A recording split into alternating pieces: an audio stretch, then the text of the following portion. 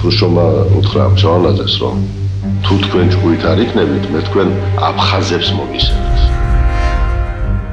მე მინდა რომ მოსახლეობა მიცოდეს, როგორ იყო სინამდვილეში, რა იყო სინამდვილეში ეს ყველაფერი.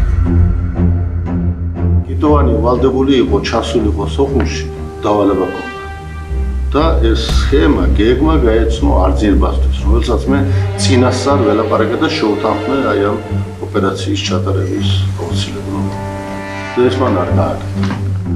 კიტოვანი შევარდნაძის და სახელმწიფო საბჭოს პრეზიდიუმის განწყობილებებს კი არ ასრულებდა, გერეუს ინსტრუქციებს ასრულებდა, იგივე ინსტრუქციებს ასრულებდა არძიმბა და მიზანი იყო რომ ერთმანეთს დატაკებოდნენ და დაწყებულიყო ომი. ეგზალებათ ქალაქებში და სოფლებში ჩასვლა. არავითარი მოსახლეობასთან კონტაქტი, არავითარი გადასვლა, მხოლოდ კიდიგზის დაცვა. ესეთი მართლაც საბედისო შეცდომა იყო, რომ მე უნდა დამჯდარიყავი თვითნავზე, ჩასულიყავი და გამეგზელებია საუბარი არძიმბასთან. შეიძლება რაღაცა გამოსულიყო, შეიძლება არაფერიც არ, იმიტომ რომ ისინი იზრდებოდნენ.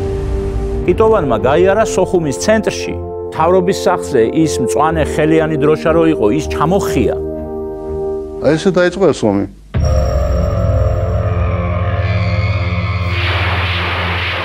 სოფლიო თვლიდა რომ ეს არის რაღაც კონფლიქტი ყოფილი საბჭოთა კავშირის ტერიტორიაზე. მიქ ბოლოს დემოკრატი ელცინი არის რუსეთში და ის მიხედავს ამ საქმეს. გაუღოთო შვაზეო საქართველო, აქეთო შენიყავიო და იქეთო ზიადი იყოს.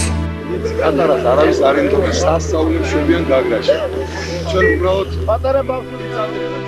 უცებ აღმოჩნდა ესეთ კრატერში чагდებული და აქ ის აღმოჩნდა ესე ვთქვათ შეუდრეკელი. Поставить на колени маленькую страну, ну, роды для России это не проблема, но все же это не удастся. Народ на капитуляцию не пойдет. აფხაზეთის ომში მოდიოდა ყველა თავისი ჯარი. ედუარდ შევარდნაძე საერთოდ ამ ძალების გარეშე იყო. პრაქტიკულად მუდმივად ჩამოდიოდა ოჩამჩირეში, სოხუმში, გაგრაში, ყველგან და არა უბრალოდ ჩამოდიოდა, გადიოდა ფრონტის ხაზებს. იმის გზნობაც არ ამაქვს, რომ მან შეიძლება რაღაცა გესროლოს. რომ გიხარ დავინახებოდი ადამიანებს.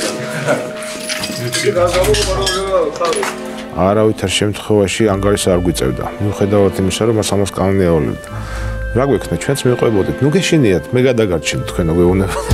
ეხლა იქიდან წვილი მოდის ისეთი, რომ აი მისავით აი ნაბიჯი არა უჩქარა რა.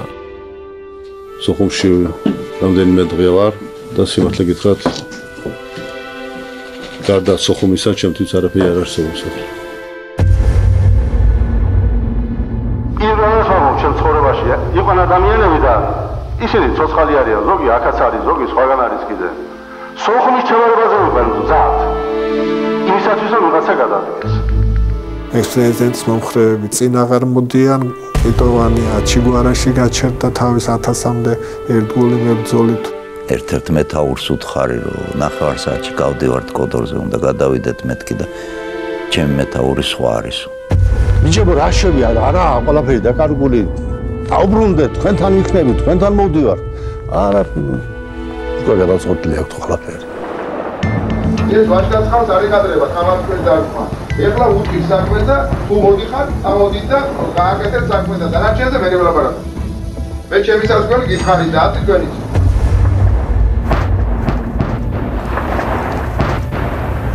ბოლომდე მჯეროდა რომ სოხუმს შევინარჩუნებდით.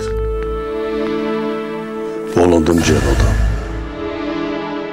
ეს რუსების სანქციით იყო ყველაფერი. იმიტომ რომ ქართველები იქ არ უნდა დაბრუნებულიყვნენ. რა გვაქვს ჩვენ აფხაზებთან გასაუბრებელი? რას მიიღებენ აფხაზები ქართველების გარეშე?